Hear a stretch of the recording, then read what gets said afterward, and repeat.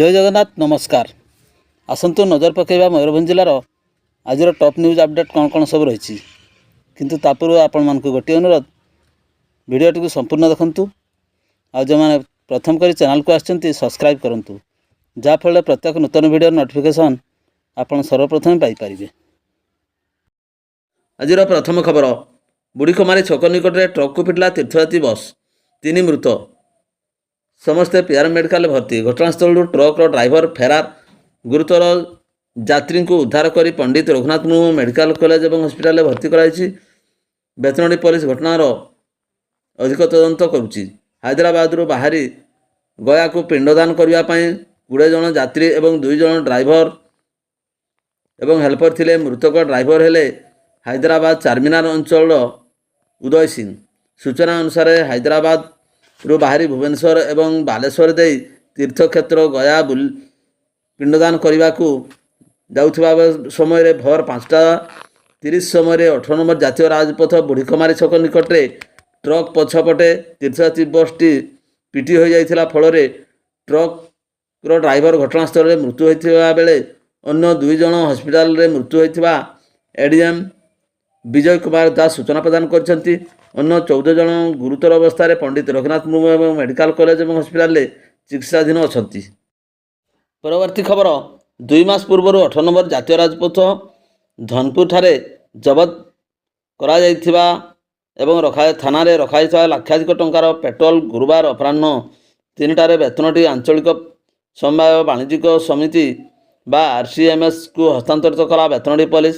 सूचना अनुसार संजय कलिया नाम पंजीकृत OR 11G5837 नंबर विशिष्ट पिकअप भैन जोगे बालेश्वर चोराचालान समय पुलिस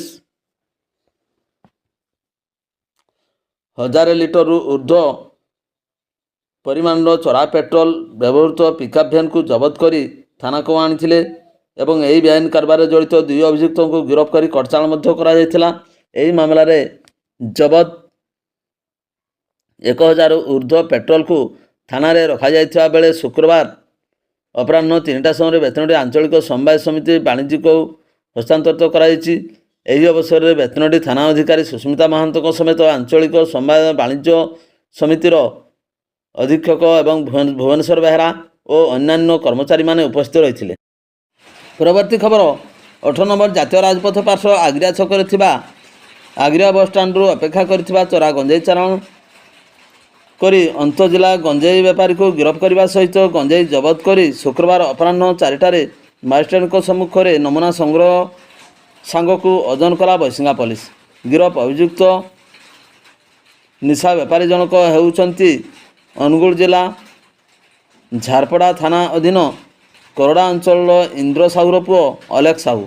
अभियुक्त अलेख साहू को एक ब्याग रे गंजेई नहीं बारिपदा को जीवाई आग्रिया छकरे बस को अपेक्षा करथिबा समय Mayurbhanj police civil squad team Baisinga police मिलित भाव में आग्रिया छकरे थिबा बस स्टाण्ड उपरे चढ़ाऊ करथिला। चढ़ाऊ करी अभियुक्त को धरिबा सहित अभियुक्त निकटरू बैग रे रखाइथिबा 4 केजी 800 ग्राम गंजेई को जबत कराइथिला। एने एक मामला रुजु करी अधिक तदंत करुची बैसिंगा पुलिस। परवर्ती खबर सुनाउदा गाँव में युवकों फांसी दे आत्महत्या झुलंता मृतदेह जबत कला पुलिस। मृत युवक जनक होउचंती सुनाउदा गाँव श्याम हांसदार 24 वर्षीय पुत्र रामसाई हांसदा। रामसाई कौन कारण गाँ मुंडर निर्माणाधीन पानी टांकी पाखरे थिबा गछरे बेकरे गामुछा दे आत्महत्या करिसंती। एने ग्रामवासी बेतनडी पुलिस को खबर देवा परे इन्स्पेक्टर निरंजन सेठी घटनास्थल पहुंची झुलंता मृतदेह को जबत करने सहित एक अपमृत मामला रुजु कर शव को व्यवच्छेद पठाई। परवर्ती खबर टियाखाई ठारे विद्युत आघात हाथी मृत्यु। मयूरभंज जिला रासगोविंदपुर रेंजर एक हाथी मृत्यु होता सूचना मिली। सूचना मुताबक रेंज तथा रासगोविंदपुर ब्लॉक अधीन नाकीचुआ सेक्शन किसी दिन हेब 7 टिकिया छिमिलपाड़ हाथीपल थिबा बेले उक्त सेक्शन अधीन टियाखाई निकट में एक जंगली हाथीर भोर 4टा समय मृत्यु घटी। मृत हाथीर बयस 5 ରୁ 6 वर्ष हेब एवं हाथीटर मृत्यु विद्युत आघात होता ହୋଇଥାଇପାରେ ବୋଲି ଗ୍ରାମବାସୀମାନେ କହିଛନ୍ତି। ଏନେଇ ତଦନ୍ତ ହେବା ପରେ ମୃତ୍ୟୁର ପ୍ରକୃତ କାରଣ ଜଣାପଡ଼ିବ ବୋଲି ସୂଚନା ଦେଇଛନ୍ତି ରେଞ୍ଜର ଘନଶ୍ୟାମ ସିଂ। ତେବେ ହାତୀ ମୃତ୍ୟୁ ହୋଇଥିବା ସ୍ଥାନରେ ଜିଆଇ ତାର ବନ୍ଧା ହୋଇଥିବା ଦେଖିବାକୁ ମିଳିଛି। ଉକ୍ତ ତାରରେ ବିଦ୍ୟୁତ ତାର ସଂଯୋଗ ହୋଇଥିବା ଅଭିଯୋଗ କରିଛନ୍ତି ସ୍ଥାନୀୟ ଲୋକେ। ବାରମ୍ବାର ଉକ୍ତ ସ୍ଥାନକୁ ହାତୀ ଆସୁଥିବା ଏବଂ ଉକ୍ତ ତାରରେ ବିଦ୍ୟୁତ ସଂଯୋଗ ହେଉଥିବା ନେଇ ଅଭିଯୋଗ କରିଥିଲେ। ଏନେଇ ବିଦ୍ୟୁତ ବିଭାଗ ଏବଂ ବନ ବିଭାଗ ଖବର ଦିଆଯାଇଥିଲେ ସୁଦ୍ଧା କୌଣସି ପଦକ୍ଷେପ ନ ନେବାରୁ ବିଦ୍ୟୁତ ତାର ସଂସ୍ପର୍ଶରେ ଆସି ହାତୀ ମୃତ୍ୟୁ ହୋଇଥିବା ଅଭିଯୋଗ ହୋଇଛି। ଖବର ପାଇ ବନ ବିଭାଗ କର୍ମଚାରୀ ଘଟଣାସ୍ଥଳରେ ପହଞ୍ଚି ତଦନ୍ତ କରୁଛନ୍ତି ଏବଂ ତଦନ୍ତ ପରେ ପ୍ରକୃତ କାରଣ ଜଣାପଡ଼ିବ ବୋଲି କହିଛନ୍ତି ରେଞ୍ଜର ଘନଶ୍ୟାମ ସିଂ। ପରବର୍ତ୍ତୀ ଖବର, କୁଣ୍ଡାବାଇ ଉପର ତାଳଡିହା ଅଞ୍ଚଳରୁ ପୋଲିସ ଦ୍ୱାରା ବେଆଇନ ମାଙ୍କଡ଼ା ପଥର ବୋଝେଇ ଟ୍ରାକ୍ଟର ଜବତ, ଚାଳକ ଗିରଫ। ଦିବା 1:40 ସମୟରେ ଉଦଳା ପୋଲିସ ପକ୍ଷରୁ କୁଣ୍ଡାବାଇ ଉପର ତାଳଡିହା ଅଞ୍ଚଳରୁ ମାଙ୍କଡ଼ା ପଥର ବୋଝେଇ ଟ୍ରାକ୍ଟର ଜବତ କରାଯାଇଛି। ତେବେ ସ୍ଥାନୀୟ ଅଞ୍ଚଳରେ ଉଦଳା ପୋଲିସ ପକ୍ଷରୁ ପେଟ୍ରୋଲିଂ ହେଉଥିବା ସମୟରେ ମାଙ୍କଡ଼ା ପଥର ବୋଝେଇ ଟ୍ରାକ୍ଟରକୁ ଦେଖିବା ପରେ ଉଦଳା ପୋଲିସକୁ ଦେଖି ଗାଡ଼ିର ଚାଳକ ଜଣକ ଗାଡ଼ି ଛିଡ଼ା ନ କରି ଉକ୍ତ ଅଞ୍ଚଳରୁ ଚମ୍ପଟ ମାରିଥିବାର ସୂଚନା ଦେଇଛନ୍ତି ଏବଂ ପରବର୍ତ୍ତୀ ସମୟରେ ଥାନା ଅଧିକାରୀ ବନମାଳୀ ଉକ୍ତ ଟ୍ରାକ୍ଟରକୁ ଜବତ କରିବା ସହିତ ଡ୍ରାଇଭରକୁ ଗିରଫ କରିଛି ପୋଲିସ। ପରବର୍ତ୍ତୀ ଖବର, କୁଜିଡିହି ଉଚ୍ଚ ପ୍ରାଥମିକ ବିଦ୍ୟାଳୟରୁ ବିଭିନ୍ନ ସାମଗ୍ରୀ ଚୋରିର ଲିଖିତ ଅଭିଯୋଗ ଶୁଳିଆପଦା ହୋଇଛି। ଶୁଳିଆପଦା ଥାନା ଅନ୍ତର୍ଗତ କୁଜିଡିହି ଉଚ୍ଚ ପ୍ରାଥମିକ ବିଦ୍ୟାଳୟରୁ ବିଭିନ୍ନ ସାମଗ୍ରୀ ଚୋରି ହୋଇଥିବା ଭାରପ୍ରାପ୍ତ ଶିକ୍ଷୟିତ୍ରୀ ମଞ୍ଜୁଶ୍ରୀ ସାହୁ ଲିଖିତ ଅଭିଯୋଗ କରିଛନ୍ତି। ସୂଚନାଯୋଗ୍ୟ ଯେ କୁଜିଡିହି ଉଚ୍ଚ ପ୍ରାଥମିକ ସିସିଟିଭି ଏବଂ ପିଲାଙ୍କ ପାଇଁ ରଖାଯାଇଥିବା ବିଭିନ୍ନ ଖେଳନା ସହିତ ବିଭିନ୍ନ ସାମଗ୍ରୀକୁ ଦୁର୍ବୃତ୍ତମାନେ ଚୋରି କରି ନେଇଥିବା ଅପରାହ୍ନ 3ଟା ସମୟରେ ଅଭିଯୋଗ ଶୁଳିଆପଦା ଥାନାରେ ହୋଇଛି। ଯାହାକୁ ନେଇ ଶୁଳିଆପଦା ଥାନାରେ 99/2024ରେ ଏକ ମାମଲା ରୁଜୁ କରାଯାଇ ତଦନ୍ତ ଆରମ୍ଭ କରିଛି ପୋଲିସ। ପରବର୍ତ୍ତୀ ଖବର, ଟେଣ୍ଡ୍ରା ଗାଁ ନିକଟରେ ଟ୍ରାକ୍ଟର ଓଲଟିଲା, ଚିକିତ୍ସାଧୀନ ଅବସ୍ଥାରେ ଜଣଙ୍କର ମୃତ୍ୟୁ। ଗୁରୁବାର ଦିନ ଟେଣ୍ଡ୍ରା ଗାଁ ନିକଟରେ ବାଉଁଶ ବୋଝେଇ ଟ୍ରାକ୍ଟର ଭାରସାମ୍ୟ ହରାଇ ଓଲଟି ପଡ଼ିଥିଲା। ଏହାପରେ ଜଣେ ବ୍ୟକ୍ତି ମନୋଜ ମହାକୁଡ଼ଙ୍କୁ ଗୁରୁତର ଅବସ୍ଥାରେ ରାଇରଙ୍ଗପୁର ଡାକ୍ତରଖାନାରେ ଭର୍ତ୍ତି କରାଯାଇଥିଲା। ଅବସ୍ଥା ସଙ୍କଟାପନ୍ନ ଥିବାରୁ ତାଙ୍କୁ ବାରିପଦା ପିଆର ମେଡିକାଲକୁ ସ୍ଥାନାନ୍ତରିତ କରାଯାଇଥିଲା। ସେଠାରେ ଚିକିତ୍ସାଧୀନ ଅବସ୍ଥାରେ ତାଙ୍କର ମୃତ୍ୟୁ ଘଟିଥିଲା। ସକାଳ 9ଟା ସମୟରେ ପରିବାର ଲୋକମାନେ ମୃତଦେହକୁ ଟେଣ୍ଡ୍ରା ଗାଁକୁ ଆଣିଥିଲେ। ଜାମଦା ଥାନା ପୋଲିସ ଘଟଣାର ଅଧିକ ତଦନ୍ତ କରୁଥିବାର ଜଣାଯାଇଛି। ସେହିପରି ରାଇରଙ୍ଗପୁର ଅଞ୍ଚଳର ଅନ୍ୟ ଏକ ଘଟଣା ହେଉଛି କୁସୁମବଦ ଗାଁରେ ଟ୍ରାକ୍ଟର ଓଲଟିଲା, ଚାଳକ ମୃତ। ଗତକାଲି ଅପରାହ୍ନ 7ଟା ସମୟରେ କୁସୁମବଦ ଗାଁ ନିକଟରେ ଟ୍ରାକ୍ଟର ଭାରସାମ୍ୟ ହରାଇ ଓଲଟି ପଡ଼ିଥିଲା ଏବଂ ଚାଳକ କାହ୍ନୁ ମାଝୀଙ୍କର ଘଟଣାସ୍ଥଳରେ ମୃତ୍ୟୁ ଘଟିଥିଲା। ସକାଳ 10ଟା ସମୟରେ ତିରିଙ୍ଗ ଥାନା ପୋଲିସ ମୃତଦେହକୁ ରାଇରଙ୍ଗପୁର ଡାକ୍ତରଖାନାକୁ ନେଇ ବ୍ୟବଚ୍ଛେଦ କରିବା ପରେ ପରିବାର ଲୋକଙ୍କୁ ହସ୍ତାନ୍ତରିତ କରିଥିଲେ। ପୋଲିସ ଘଟଣାକୁ ନେଇ ଏକ ମାମଲା ରୁଜୁ କରିବା ସହିତ ଅଧିକ ତଦନ୍ତ କରୁଛି। ପରବର୍ତ୍ତୀ ଖବର, ବେତନଡ଼ି ଥାନା ବିନୋଦପୁର ଗ୍ରାମରେ ବଜ୍ରାଘାତରେ ଜଣେ ଯୁବକଙ୍କର ମୃତ୍ୟୁ ଘଟିଛି। ମୃତ ଯୁବକ ହେଉଛନ୍ତି ଗ୍ରାମର ଛେଞ୍ଚା ହାଁସଦା, ବୟସ 55 ବର୍ଷ। ଅପରାହ୍ନରେ ଛେଞ୍ଚା ବିଲରେ ଗୋରୁ ବଗାଳ କରୁଥିଲେ। ଏହି ସମୟରେ ବର୍ଷା ଆସିବା ସହିତ ତାଙ୍କ ଉପରେ ବଜ୍ରାଘାତ ହୋଇଥିଲା। ସ୍ଥାନୀୟ ଲୋକେ ଗୁରୁତର ଅବସ୍ଥାରେ ତାଙ୍କୁ ଉଦ୍ଧାର କରି ବାରିପଦା ଜିଲ୍ଲା ମୁଖ୍ୟ ଡାକ୍ତରଖାନାରେ ଭର୍ତ୍ତି କରିଥିଲେ।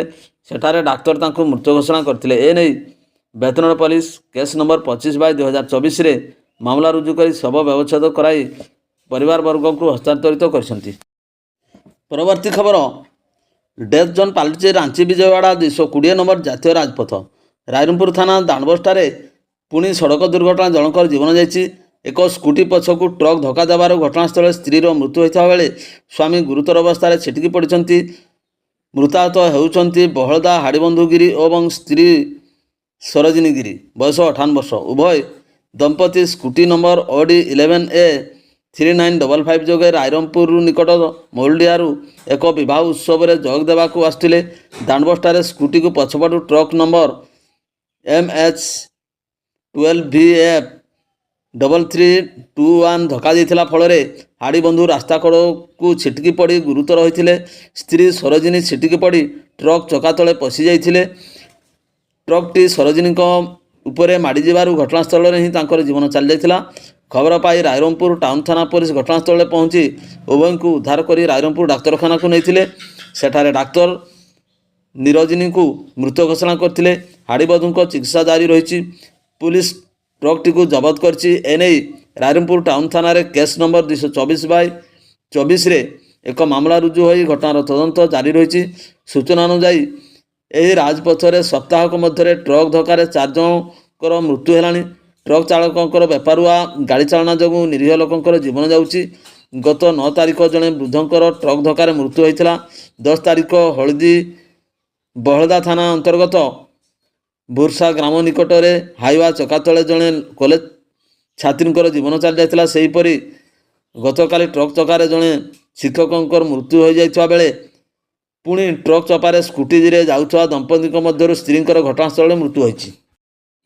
ପରବର୍ତ୍ତୀ ଖବର, କେନ୍ଦୁଝର ପଟୁ ଯଶପୁର ଆଡ଼କୁ ବାଲି ବୋଝେଇ କରି ଆସୁଥିବା 3ଟି ହାଇୱାକୁ ଯଶପୁର ପୋଲିସ ଅଟକ ରଖିଛି। ବେଆଇନ ଭାବେ ବାଲି ଚାଲାଣ କରୁଥିବା ଗାଡ଼ି ନମ୍ବର OD 09AA 0323 ଏବଂ OD 11W 9119 OD 11W 8119 ଗାଡ଼ିକୁ ପୁଲିସ ଥାନାରେ ଅଟକ ରଖିଛି। ବିଳମ୍ବିତ ରାତିରେ ପୁଲିସ ପେଟ୍ରୋଲିଂ କରୁଥିବା ସମୟରେ ଏହି ହାଇୱାରେ ବାଲି ବୋଝେଇ ହୋଇ ଆସୁଥିଲା। ଡ୍ରାଇଭର କୌଣସି ପରମିଟ୍ କାଗଜପତ୍ର ଦେଖାଇ ନ ପାରିବାରୁ ଗାଡ଼ିଗୁଡ଼ିକୁ ପୁଲିସ ଜବତ କରି ଥାନାକୁ ଆଣିଛି।